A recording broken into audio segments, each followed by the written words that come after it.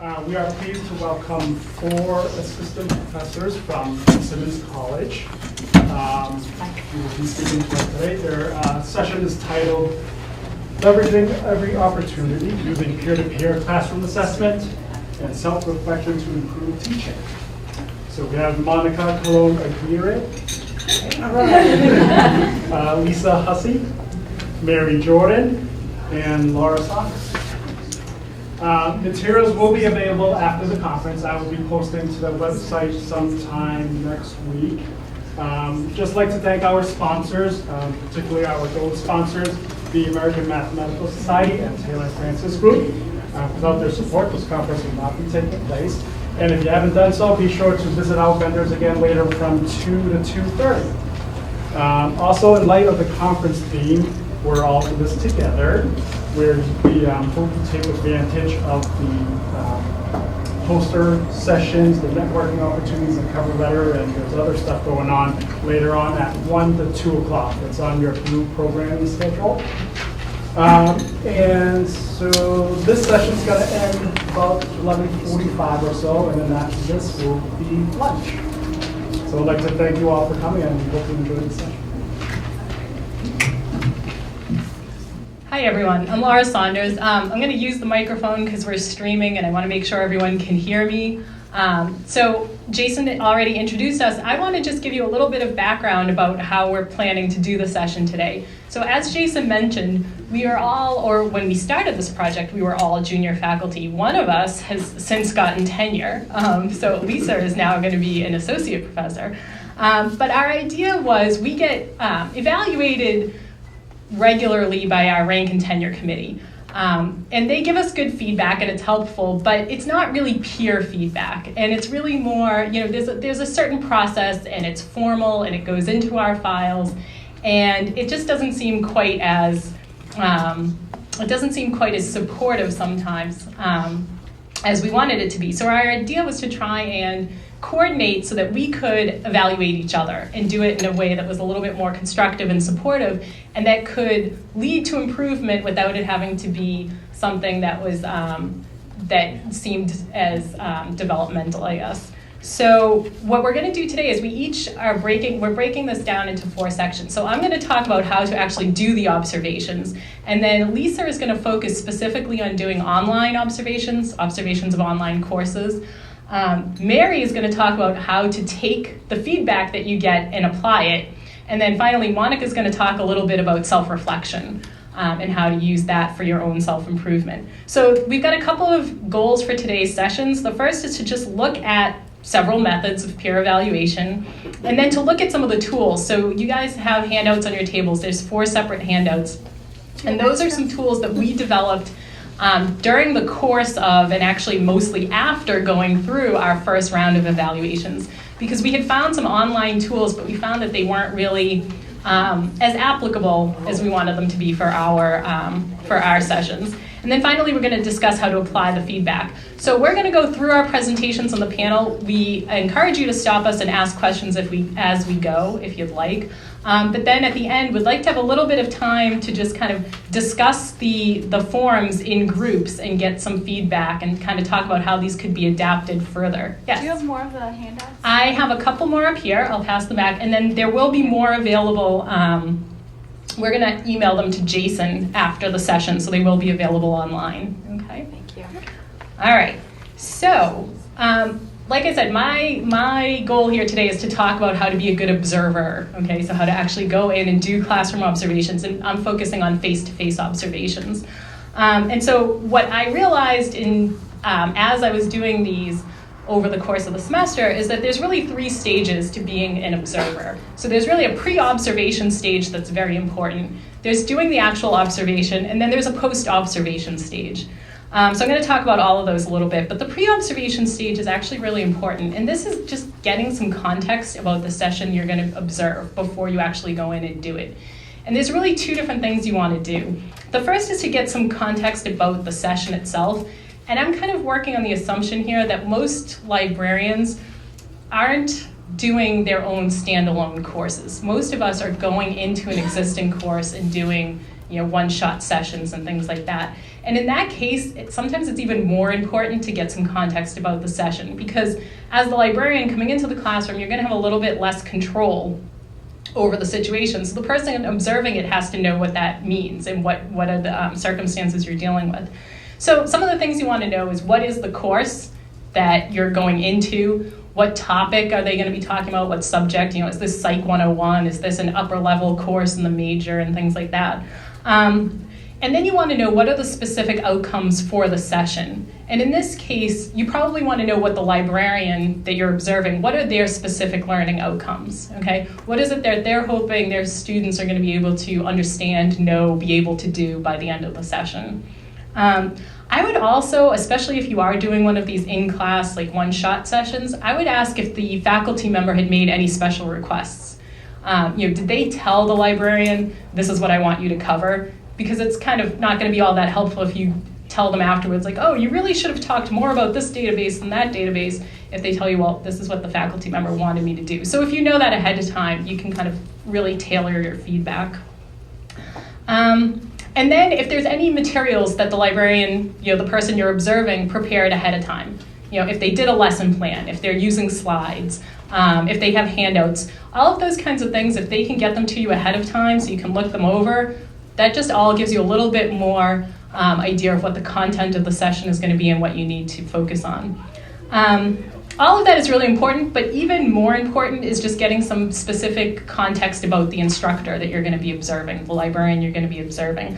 So what can be really helpful is if you ask them ahead of time, what are their goals for the session? So in addition to the specific learning outcomes, right, that they're expecting of their students, what are they hoping to get out of this observation themselves? So for instance, I always have specific questions when people are coming in to observe my classes, and it's going to vary from class to class. But often, if I'm running a seminar-style class, I want to know, like, did you think the discussion went well? Do you think I was asking the right kinds of questions? If it seemed like people weren't getting involved in the discussions, like, why do you think that is? And could you give me some ideas about how to make that happen better next time? So I usually have specific questions. Mine often focus on discussion and things like that. But it's helpful to ask the instructor if there's something they want you to focus on, an area that they're concerned about or things like that. And they can tell you, I really want you to pay attention to the demonstration that I do and tell me if I'm going too quickly or if I'm going too slowly or whatever. So you'll see on the intake form, one of the evaluation forms that you have there is a class observation intake form. And you don't have to do anything this formal, but those were just the kinds of questions that I think you might want to ask of the person you're observing before you go in, so that you can ask them, you can make sure that you're going to focus on the things they want you to focus on, and you can give them some really specific and tailored feedback. Okay. And then after that comes the actual observation, and that's pretty straightforward, right? So you're going to go into the class and you're going to look to see what they're doing, and you're going to kind of try to focus on what's going well, but also hopefully look for some areas for some constructive feedback, right? So there's a lot of different ways to do this, obviously, but it can be helpful if you've got something to guide you. So one of the things that we did was to develop a rubric. Now, one thing I want to say is that none of these are going to be one size fits all, right? And the rubric that we have here that you should have as a handout is, it's somewhat specifically tailored to the kinds of courses that we teach, which are semester-long courses and things like that. But I think what you have there could be adapted for whatever kinds of sessions you might be teaching, right? And there are some general things that I think apply to any kind of teaching instruction session. So one thing you want to look for is preparation. How well does the instructor seem to know their content? How confident are they? Does it look like they planned it ahead, right? Or they're just kind of winging it? I'm not necessarily saying that you have to ask people like, well, how much time did you spend prepping for this session? Obviously it's going to vary. If somebody has taught this session 100 times before, or this is the 5th time this week that I'm going into this particular class or whatever, they may have it, down pretty well. Whereas if it's the first time you're doing it, you may have spent a lot more time. So it's not necessarily about the amount of time someone spent, but just whether or not they're demonstrating that they are prepared. And they're not sort of fumbling for words or looking distracted or having to check things over and over, those kinds of things. So preparation obviously is important.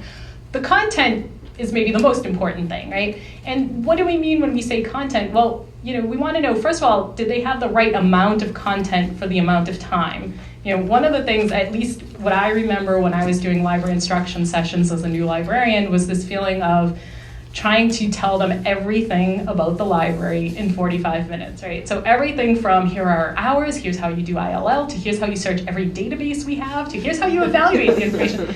And usually would get through like maybe, I don't know, a tenth of that.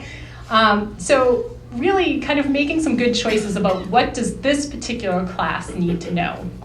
And that might be guided to some extent by what the faculty member tells us they want us to focus on, but it might also be guided by a particular assignment they're working on and things like that. But you can really see if they've chosen a good amount of content, and then whether or not the content matches the class. This can be fairly simple, straightforward things too, right? So it might just be if we're going into a particular, like we're going into a psychology class, the examples that we use to show them how to search a database or how to search Google even will probably be different than the examples we'd use in a biology class or a literature class. I mean, even just little things like that kind of show that we're matching the content to the audience, right?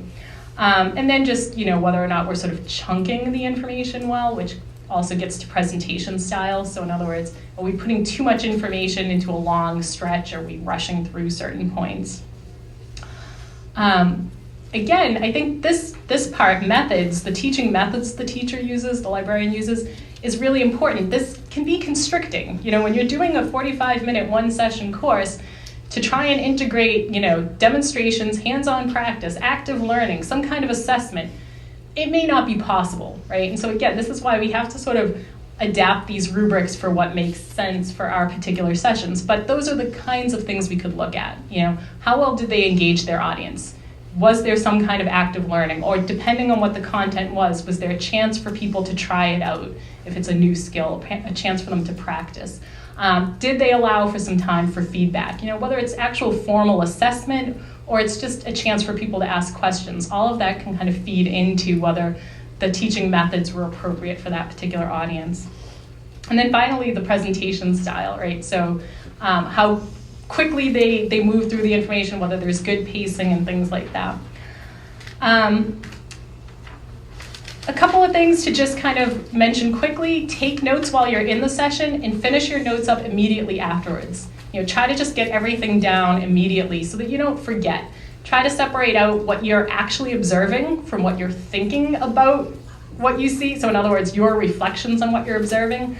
And then finally, for post-observation, if possible, I think it's really helpful to plan a debrief session with the person you were observing. So just to sit down and kind of go over the information with them, say, this is what I saw, maybe have a chance to have a conversation, because you can learn a lot more from that sort of back and forth, and they can tell you what they were thinking when they made this particular choice or they had that particular example, and you can tell them what you saw in terms of the reaction. And the important thing to remember about this is that we can learn as much from observing the person as they can learn from our feedback. So in other words, I always get ideas from watching these guys about like, oh, I have to try that, or like I'm writing down their examples that they use because I'm like, oh, I'm going to use those in my class too. So you get a lot out of it as the observer as well. Okay. So I'm going to pass it along to Lisa.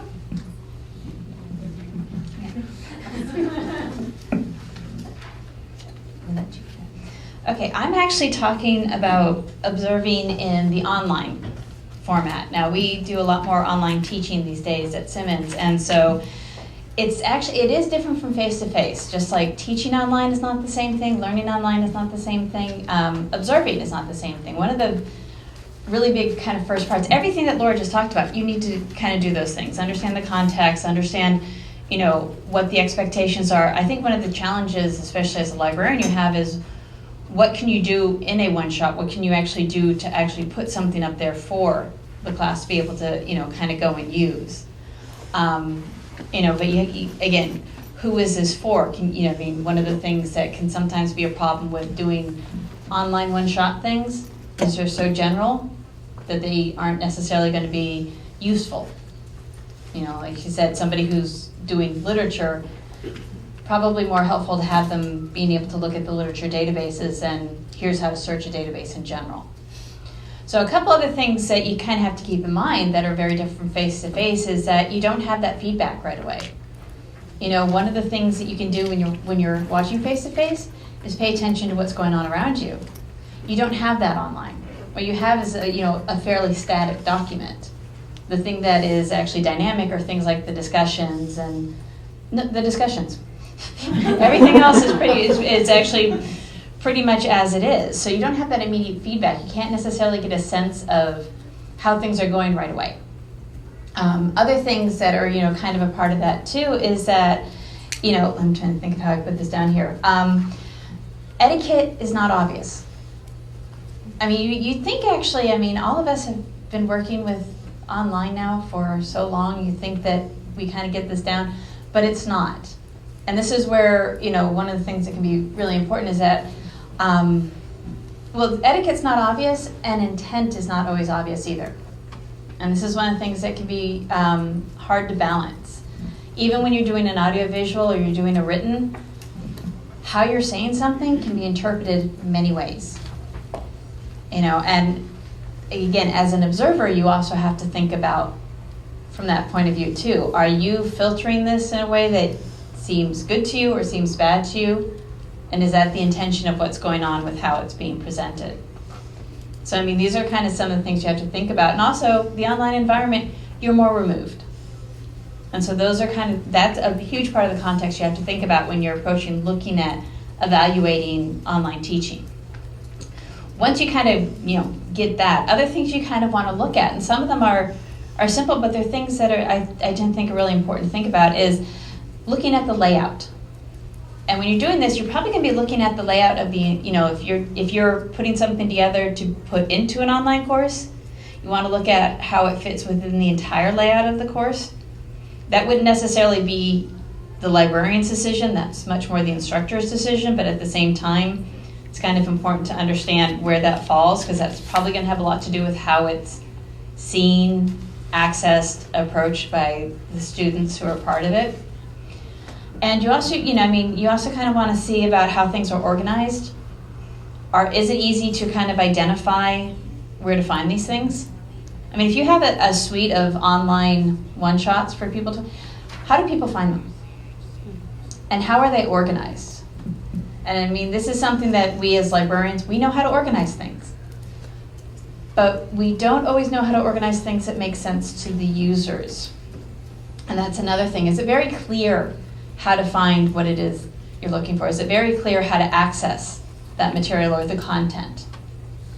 These are other things you kind of want to look at in this, is like how, and not looking at this. I tell my students this when I'm teaching reference, when they go into libraries to kind of see how things are going. I'm like, don't go in as an LIS student.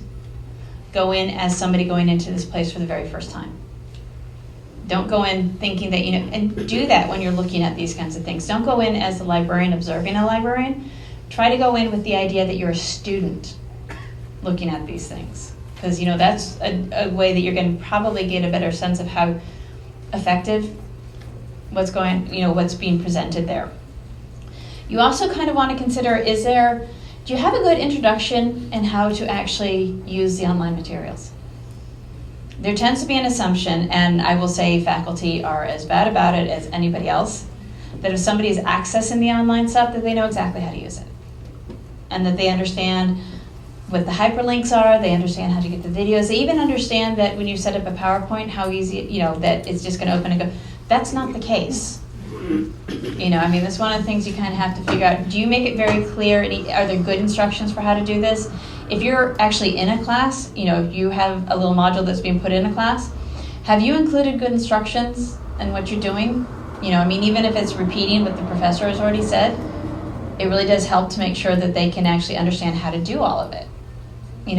I've been teaching online for over a decade, and I still make a point of having the click here's, even when I know it's obvious. We're saying make sure you go here and putting links in multiple places and making sure that all those things are obvious. And this is it's a matter of access. It's things we don't think about when we can actually have them, in a computer lab or in the classroom where you can actually have a PowerPoint and kind of show them where everything is. And when people have questions, you can see the confusion on their faces, which you can't do when you're doing kind of the online evaluation. So, those are some of the things to kind of think about. And when it comes to the actual, this is all things you have to think about before you look at the actual content of the presentation. You know, there's a whole other layer of stuff that you kind of want to look at and all of that. And so once you get to the content, one of the first things to think about is how easy is it to read or understand or to use. You know, I mean, this is one of the things, and Laura pointed this out, and it's very true. How are you chunking it? This is one of the I would say, the easiest mistakes to make in an online format is just to put it all up there. Put it all together. You know, if you're writing out instructions, to have just one long page. Or if you're doing a video on how to search a database, making a 40-minute video. Oh, no. Yeah. And yet it gets done. Because, you know, nobody wants to stay online for that long. But I mean, I'd even tell you a 10-minute video is probably too long. I mean, a 4-minute video. Yeah, is exactly. That's exactly it, is that you kind of want to keep it, you know, again, small chunks, because if you think people don't have a lot of attention in the classroom, they have even less when it comes to sitting down in front of a computer to do this. So you want to make sure that you're really kind of doing things in a way that they can look at things quickly and kind of pull the content out the best. The other thing you want to kind of think about is how is the information even being presented? I mean, like I said, it might be that you're doing an audio visual. You know, you might be using voice threads or something else. We have a PowerPoint and you're talking over the PowerPoint. It might be that you've videoed something and that you're putting that up as well. I mean, but you don't want those to be very long. You know, seriously, like 2 to 4 minutes and send them off to do something and have them come back for the next part. If you're writing something, you want to make them literally like a page. You know, and one of the other things I would strongly suggest, find good images. You know, just like for your PowerPoints, you put up good images. One of the things that I have in all of my online lectures, I try to find funny things. You know, just because it's a nice break in what's kind of going on, and usually it highlights my point. You know, but I also, you know, make a point, if there's a graph I can find that's going to explain it better than the words, I'm going to use the graph.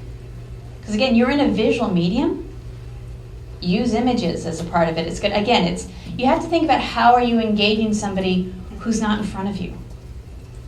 You know, and these are things I look at when I evaluated Laura's class, online class. And she does a wonderful job of kind of breaking up the lectures and having a little bit of audiovisual, having written, you know, having the, you know, and referring back to things from what's been done before. You know, and if you have like a series of one-offs that people can kind of go through, that's a great way to say, you know, and as we talked about in the first session, or, you know, one of the things that was mentioned earlier, that way they may realize that there's an earlier one to go to. It will remind them of things that they've done. But I mean, again, when you're talking about when you're looking at evaluating these things, you do actually kind of want to think about, you know, how do people know that this is the content that they need to? How are they going to understand it? Is it clearly presented? Do you find it, one of the things this is going to sound weird, but do you find it entertaining? Because again, how are you engaging the people to do these online, you know, these online materials? And if you have some kind of discussion that's a part of it, that, you know, you may want, where people can ask questions. One of the last things before Mary will come up is, you know, you want to make sure that you have good ways that people can communicate. You know, and sometimes we think about when you do some of these one-offs, they're up there, they'll know what they can do with them. Do you have a place for people to ask questions about this didn't make sense, or I want to know more about doing more advanced, or how do I get in touch with somebody who can help me more with this? But also questions, you know, help questions. Like, I couldn't get this work, this didn't make sense. You know, the more that people ask it, then other students can actually learn from those things. And it's, you know, I mean, do you have a place where communication is obvious and easy? You know, that's another, again, in the classroom you can look for hands. But in an online, you have to figure out, is there a good tool there for people to actually communicate with somebody connected to what it is you're trying to present? So with that in mind, I'm going to turn this over to Mary Jordan. And yeah, we will do the maneuvering around. I'll shut you around and it'll work out. So hi, I'm going to talk about ways to use some of the information that you get. But I'm sort of curious now, since you've been sitting here for a little while, how many of you do any sort of like regular instruction in your library? I would anticipate pretty much everybody. How many of you have received feedback? I was going to say, I'm not stunned that a small number of people raised their hands there. But now, how many of you work in a place that has an organized system of feedback? Do you get like feedback from your supervisor? Maybe the instructor that you went to, do they give you feedback? Does anybody work in a place that has a peer evaluation system? I feel like that's such a good thing. And Laura talked about this a little bit in the beginning. So, I mean, right now I'm a librarian, or right now I'm a library professor, but I have been a librarian actually in the libraries, and it is a little bit different. So when I was a librarian, we never had evaluation of the instruction that we did, which was always kind of frustrating. I never really knew what I was doing wrong. And when I first got to Simmons, I got really excited because I thought, oh, I'm a real professor now, and they have to give me evaluation. Yeah, my first 2 years, I had one visit that lasted for 30 minutes. I never got a printed report of any evaluation. The only notes that they gave me were, you could write more on the board. So some of you have been students in my classes, and now I have become like a marker fanatic. And every semester I buy like 10 different colors of markers, and I write all over the board, and it's very exciting, and I feel like that's good. I'm going on my prior feedback though. But using that feedback though, I think it can be difficult to sort of absorb what it is that people are saying. So if you are doing those presentations, like the one shot where you're going to somebody's class, or you're doing the teaching that's just within your library, if you can be involved in creating the rubric, then it's designed to be a little bit more helpful back toward what you need. And I am sort of curious because, so we went online to look for our rubrics that we were using, but does anybody use a teaching evaluation rubric in your library? Do you have a formal like piece of paper chart that you fill out? I'm a big fan of this. So as you're putting together your ideas for how you would like to be able to receive feedback, or how you would like to be giving feedback to your peers, to other people, having a nice rubric just written out. So you have a little chart of, do these things. I wish I had a marker now. Do these things. And then a little chart across the top of, this would be super, this would be fine, this would be, maybe you should see me after class level. You can word those however you want, but it gives you something to work with later though. Because when you're thinking about using that feedback, I mean, I have adopted write on the board more and taking it to heart in a really excessive way. But you want to be able to use your own feedback, and you want to be able to work through the ideas that other people have given to you. Now, I know some of you are receiving feedback. Now, how many of you have been involved in giving feedback for instruction?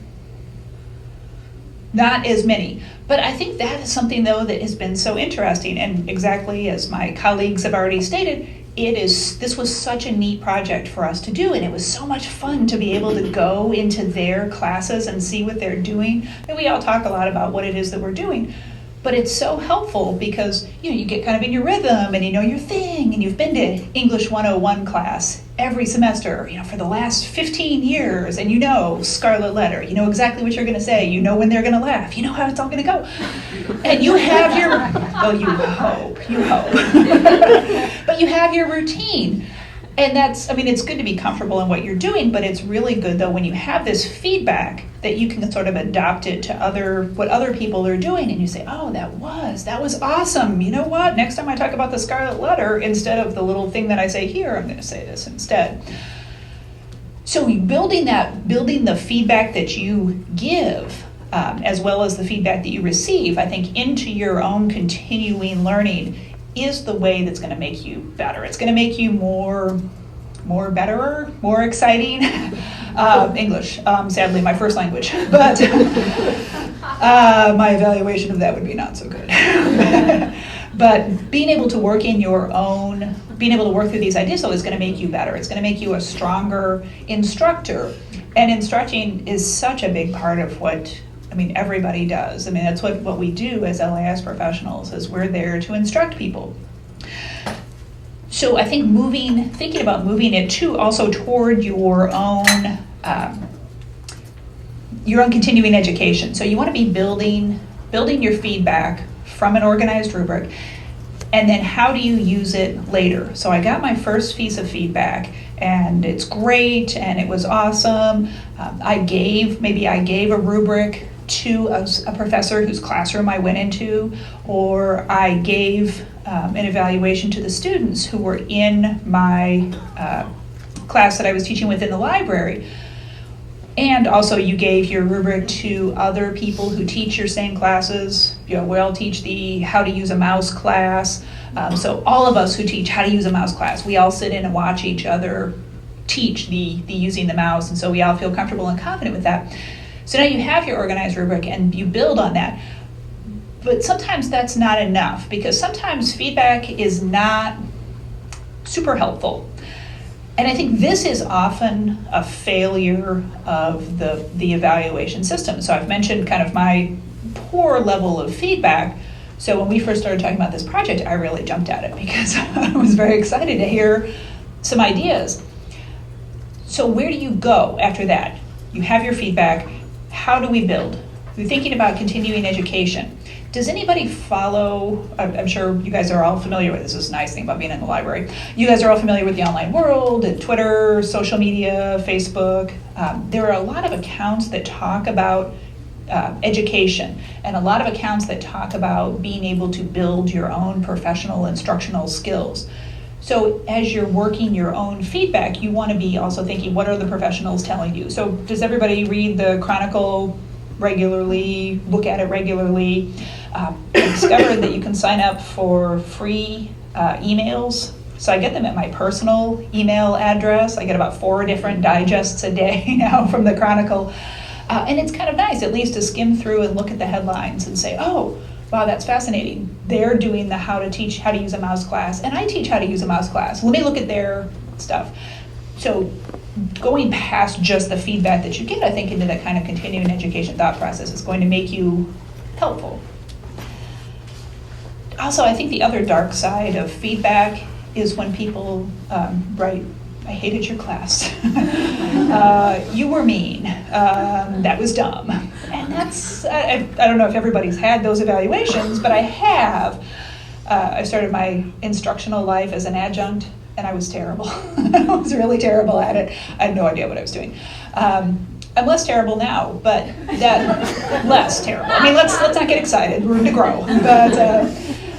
But even just in regular like student evaluations, when people say, I hated your class, I hated you, it's really hurtful. And there's that moment of, oh. But I say, just take a minute. If you need to console with a pint of Ben & Jerry's, a pint of Jack Daniels, I'm not judging. You do what you need to do.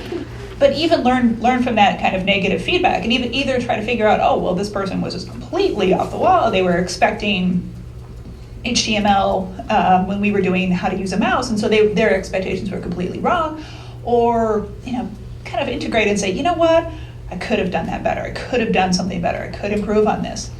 Keep track of all of this. Keep track of all of the feedback that you get. So those handy rubrics that we created, keep those. Hang on to them. Hang on also to the ones that you give out, because over the years, then you can show to your administration, whether you get tenure, whether you're just continuing to be employed, which is such a super thing. I'm in favor of everyone continuing to be employed, but you can show how you're doing your own professional development and how you're building your skills and how you've learned from this and you're getting better.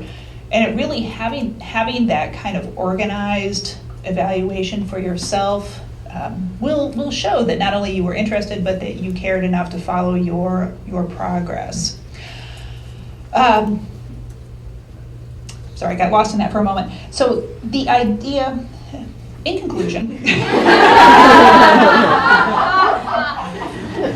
I trained my students to say this, and I had 2 classes this semester. I had to give lots of presentations, and I trained them that when I waved, all of them immediately said, "In conclusion."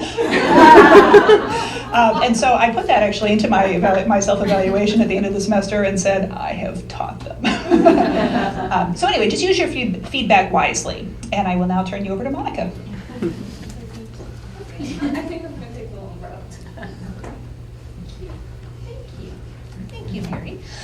So hello, everyone. And this is when we get touchy-feely, because I'm going to talk about self-reflection. The method that I used for self-reflection was the so-called teaching diary or the teaching journal. This is something that my mentor when I was in library school told me about 10,000 times that I should be doing. I was the child that got a very beautiful journal with the log and everything. I don't know if you remember those. Pink with little butterflies for a gift. Up until this day, 95% of that journal is still empty. It's like I don't tend to write much. I don't enjoy writing. So English or Spanish. This has nothing to do with language. So when I was reading about self-reflections, we were doing this project, and I said, I'll do self-reflection. Yes, I thought it was about meditating. And it is kind of about meditating. However, there's got to be something you meditate on. It's not about a blank space or going to your happy place. So it's about your teaching, and it's about improving as a teacher. So I started doing a very short lit review, and I found some very interesting material, particularly from the pedagogy area and education. How many of you are trained teachers or study education? Great. That area is actually the one that has the most material. So one of the quotes that I found that I thought was great was using the diary or the teaching journal as an expert self with whom to communicate and interact in an intrapsychological space. That basically says talk to yourself. So, but in a way that people don't think you're weird and you're just talking in the street. So, how does it work? How can it help you? Well, actually, research shows that when you write down activities that you perform as part of your teaching, you actually make them more visible to identify successes and failures. Okay, they didn't say failures, but honestly, I'm not that much into disguising things for what they are. Sometimes we fail. It's like we tried something and it falls flat. We tried an activity and students did not follow. Or we spent a long time making something engaging and the students were kind of like, whatever. And then there's these days that you show up and you do something that you think is unremarkable and they react amazing. So as part of this experiment, I said, I'm gonna try it to keep a journal. So I did, and it was amazing how after every single class I would struggle to write it. Like it was a real struggle. It's like, what do I write down? So from the feedback that I found online, it said basically online and in many published journals. So I have a few here that are good. So if you want that information, you can talk to me. And from my own experience, I can tell you there's 6 principles that I think are very, very basic. The first one is to be consistent. So every single time you teach, no matter if it's the first time or the 100th time, sit down and write down about that particular experience, teaching that specific section or session. Be fast. Not that be fast, write down fast, but do it as soon as possible. Things are really fleeting. You want to capture all that you can remember from the activity, what you taught, what were the reactions. If you can remember specific quotes, that would be even better, according to what I've read. Be very specific. Don't just write down, like I sat down, one of my very first entries was, I was not thrilled about that. And meaning that my performance that day. I was like, okay, so how? And later I was like, what did that mean? What did I do that day? I really don't remember. So, because that was basically the entire paragraph, just related to being not thrilled, but I didn't give myself any specifics about what was I not thrilled about. I was just writing about my feelings. Another thing that I would recommend is I started keeping these for both of my classes. I taught 2 classes this semester. One was related to reference, the other one was related to management. And I did a diary like one day after the other. Every single teaching class that I taught had a day. And then I realized it would have been more helpful to separate them, to keep one for the reference class and a separate one for the management class, because this was really important. I'm going to tell you what I found out from revisiting mine.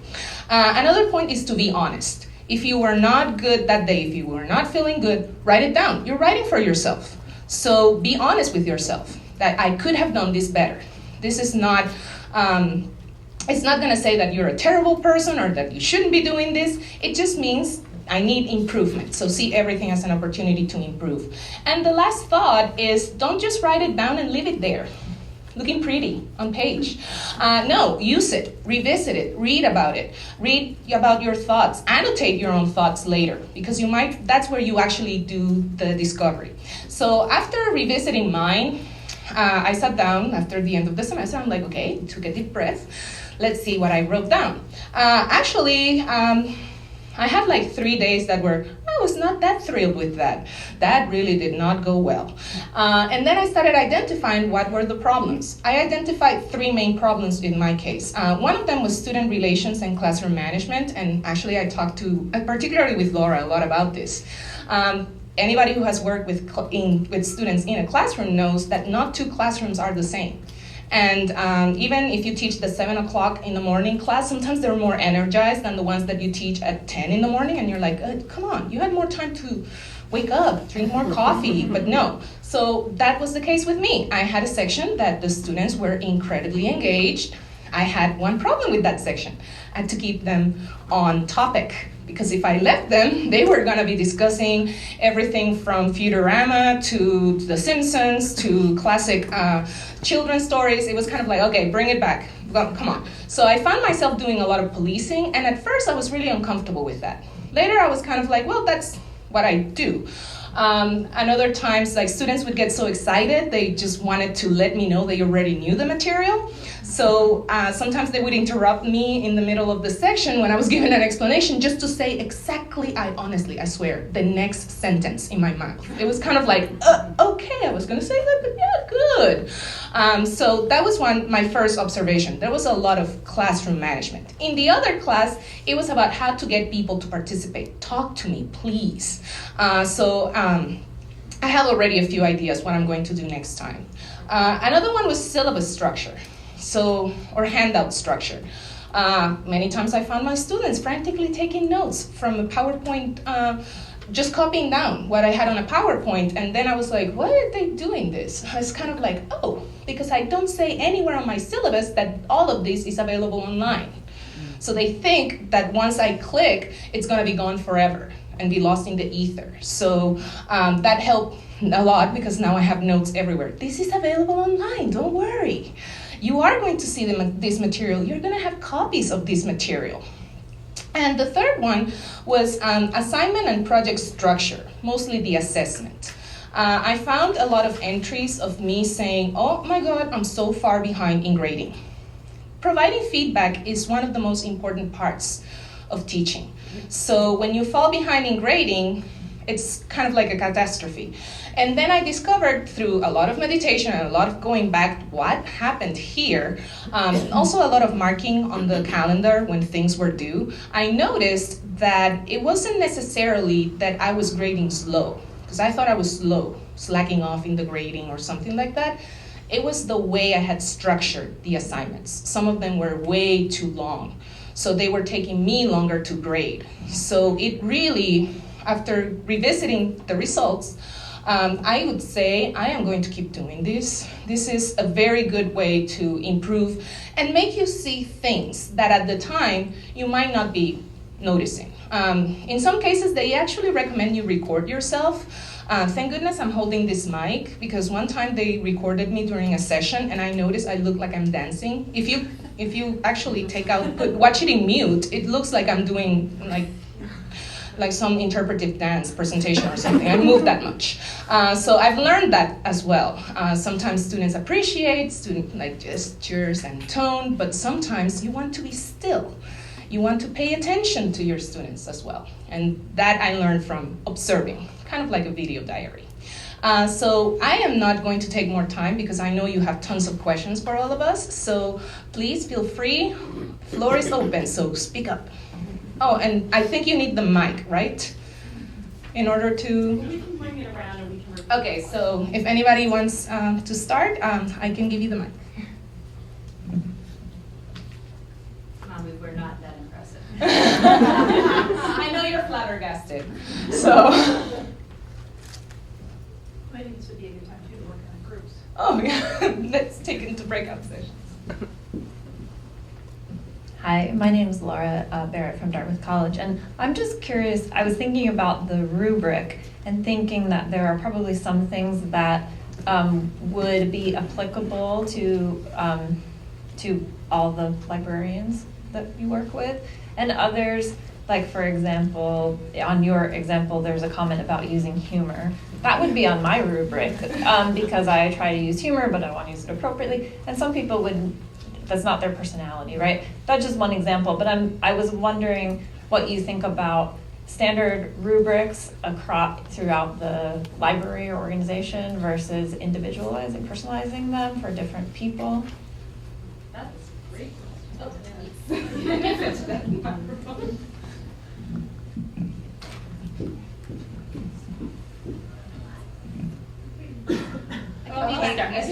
I'll start. So I think that's a great question.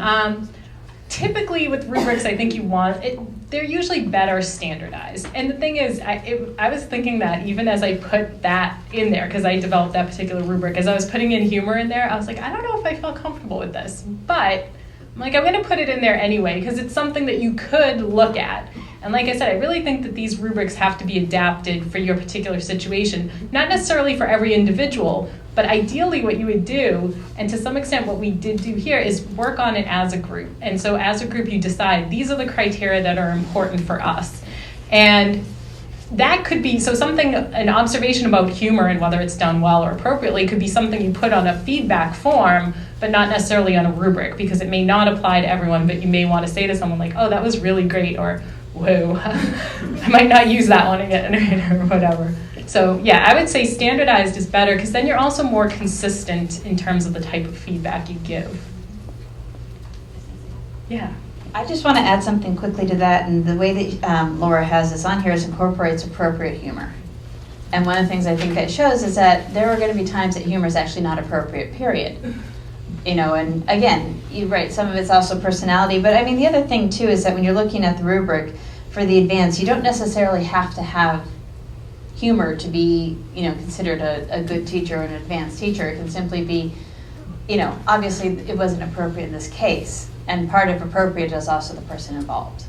It's not just necessarily the topic. Mm-hmm. And actually, sorry, one more thing. Another way that you could actually write that is incorporates humor as appropriate. And so then it doesn't have to be there, but if you use it, you're using it well. Any other questions? Or comments? Yes. I'll just repeat the question back, actually. I think that might be easier. So I'm wondering, and I came in late, so I apologize if you addressed this earlier in the presentation, but I'm thinking about my own institution where there's a peer review process for tenure, and that receiving feedback, like what I saw in the rubric, is different than the peer review that we do for tenure, which maybe feedback like this, of this nature, may not be appropriate for a permanent file, but that doing a process like this is obviously very beneficial for improving teaching. So I'm wondering how I could frame that with librarians that I work with who maybe are new to the institution, and sort of how to tease and separate these two pieces. Right. Okay, so yeah, I think that was another great question, which is that if you do have a formal review process already that is sort of a systematic review where things go into a file, as we have at Simmons, obviously, that's a very different process, and sometimes you don't get the same sort of supportive or constructive feedback. So how can you kind of separate it out and convince people that doing this kind of feedback is actually extremely beneficial? I think we had a similar sort of experience. I don't know if anyone wants to talk to that. I mean, I think that was the entire reason the four of us decided to do that, is we felt like the feedback we were getting from rank and tenure, although good and helpful, wasn't necessarily what we needed in terms of just improving our day-to-day teaching. It was kind of more big picture. They're only in there once. It's, sort of randomly selected. I don't think they use a rubric. So, we were trying to get something that would be a little bit more tailored to our particular needs. I also want to add, one of the things that can be helpful in this process is working with people who work in similar areas. And this is one thing that has a tendency to be very separate from the more formal process. the people I've had observing my classes, and I've gotten better feedback than right on the board more. But at the same time, I've gotten feedback like I cut somebody off, or those kinds of things. And and again, it's great. It's important to have that stuff from the more formal. But the people who have come and observed me don't teach in my areas, And the other thing, just honestly by implication, that they have tenure. Most of them, especially when I was first coming up, most of the people who had tenure got tenure 20 years ago. And so it's a very different approach to how they're looking at me and how they're looking at what I'm doing in the classroom. And again, with everybody here, we all teach common courses. And this is one of the things that, one of the reasons why I was really excited to do it was I was getting feedback from somebody who actually covers the same content. And I was actually really excited about looking at what they did, because again, they cover the same content. Like Laura has a great example of looking at bias, because she had her students look at the obituaries of James Michael Curley. But it's such a great thing to do in Boston. And I'm like, oh, I am so using that next time. I'm so completely using that next time. And also, looking at how she structured her online course. That's something that I know I can do. I can take pieces away from that, and I can also let her know what I thought was useful. But there's a different view of it simply because we teach the same class. And the other thing is that it's also more informal, that I can kind of go to her and say, loved this, didn't get this at all, and it's not going to feel the same way as getting a formal evaluation like, good job, wow, really bad, where you're afraid now this is going to be a permanent thing. When I get it from her or from Monica or Mary, then I'm like, okay, I can fix that. And they can give me a good suggestion because they teach it and they're doing it solely based on the fact that they want to, it's a different approach. I want to say, without sounding like one is formal, one is friendly. And it's really kind of a great way, as I think both Mary and Monica pointed out, of showing professional development. But being able to do it in a way that isn't necessarily formally tracked, but you can show that, based on this, you can see how my evaluations have gone up. You can see how I'm getting asked to do more classes. And that's also a great way to kind of sell it to people who are reluctant. And one of the last things I'd say is to be able to say, oh, please, you're going to observe me too. You're coming at this with fresh eyes. I'm not just asking, I'm not just saying I'm coming in to see you. I want you to come in and see me, because I want to know, I've been doing this for 100 years. I want you to give me suggestions. Anything else? Okay. And I think I saw a couple other hands. Question? So I'm wondering, from the teacher's perspective, I know that for me, it's I'm always concerned about trying to balance like classroom dynamics. So sort of, making sure that my most challenging students are, well engaged, but also kind of reaching out to those like more vulnerable populations, ones that maybe have, speaking in public anxiety or library anxiety, or just a little bit more vulnerable populations, just kind of, making sure they feel comfortable and increasing their engagement. How, is there a place for that kind of experience on the rubric, or how would you evaluate that? The question is basically, how do we figure out how to evaluate, or I want to even say maybe I even just identify the class dynamics, understanding that you have a wide range of students. Some people, you want to engage those who are going to be easily bored, but you also want to make sure that you don't leave behind those who are going to be shy or not going to ask questions. Or We always have the chatty people in the class. Yeah. Well, yes. But do you know what I mean? So it's trying to kind of balance like being inclusive and making sure that your chatty students are, well engaged, and maybe you're shyer. So in my experience, because I struggle with the same thing, it's like I want to get those more quiet, introverted students to participate in class as well, without making them feel like I'm putting them in the spotlight. Right. Because if somebody's shy, if you put them in the spotlight, you're just going to make things worse. So one of the things that I thought I was completely failing at this. And actually, when I had my colleagues observe, they actually, all of them pointed out, it's like, oh, good job doing, the little discussions, or just setting out general, give me your opinion. This is honestly, I want your opinion. I'm not asking for right or wrong. So it turned out I was already doing it, and because we are peers, this is not our supervisor coming in who has maybe not taught in a while, or at least not in the area.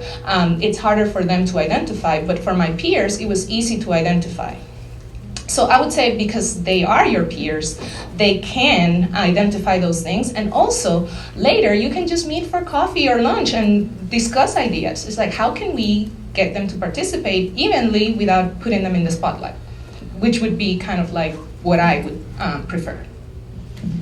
And I was just going to follow that up with, and then as you're adding that into your rubric too, say something in the rubric like, how successfully did you feel all students were engaged, or did you, as you were looking at my room, did you notice a large number of engagements? I mean, not everybody's paying attention at every minute. I mean, I realize about 10% of you at any time are probably thinking about lunch. 20%.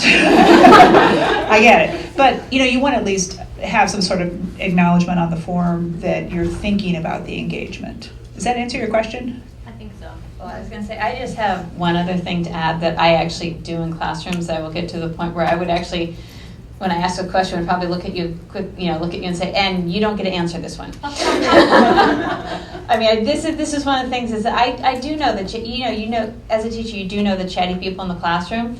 And it's great when you want to get things started because they'll come up. But there will be times I will actually say, okay, and I don't want to hear from, and I'll name a couple of people, and I'll scan the room. Their hearts are breaking, you realize. Yeah, Inside. no, yeah, On the inside. but usually when I do that, I'm like, and I don't want to hear, I'm like, I know you know the answer. But I'm doing the acknowledgement that, look, I know you know the answer, I know you want to say it, but, I want to hear from somebody else. And it's usually when I do it that way, I'll be like, okay, and we're not going to hear from, and everybody will kind of laugh at that because they know the dynamics of the class already. And believe it or not, when I do that, that's often when I get some of the shyer people speaking. You gave them permission. Yes, exactly, and it kind of opens up the class a little bit more. Okay, great. Thank you. And just one last thing I would say is we all know someone who's really good at whatever it is we think we're not good at. We also know someone who is really good. If you can just get that person to come observe, like just invite them and just say, like I was saying on the intake form, this is what I want you to focus on. I'm worried about how this is going. And like Monica said, sometimes you're doing it better than you think you are anyway. But if you know someone who you just really admire the way they handle that particular aspect of the class, have them come in because they may have some particular insights.